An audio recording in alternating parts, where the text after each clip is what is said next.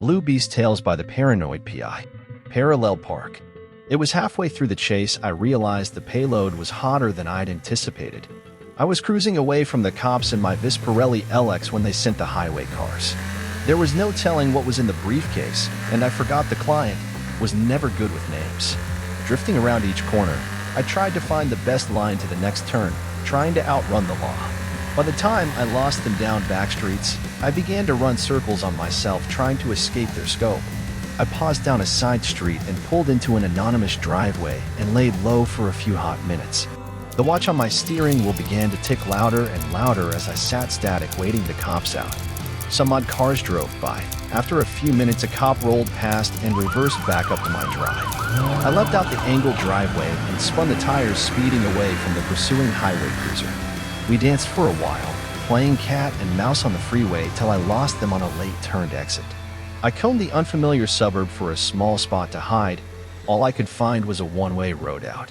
Skirting past the narrow filing of cars on both sides, I drove up the road till I stopped at a car parking.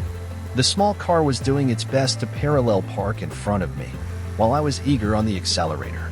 Bit by bit, the tiny hatchback was trying to cut its angle by degrees to enter the car park beside it. I couldn't use the horn or else I'd risk attracting the cops, so I waited patiently gripping the wheel. Eventually, I heard sirens get closer in the distance, and that's when the car in front just pulled away. It left in time, and the hatchback opened a spot just big enough for my wide caboose and tailpipe. It took me 2 tries, but I just got the back end and killed the engine when a cop pulled by squealing. I got down low in my cabin, waiting for the cop to pass. Then I got the bright idea to check the briefcase. I needed to know what the job was about, what made it special, why it's so important I complete it. As the cop drifted into the background, I sprung up like the briefcase did, and then my eyes widened.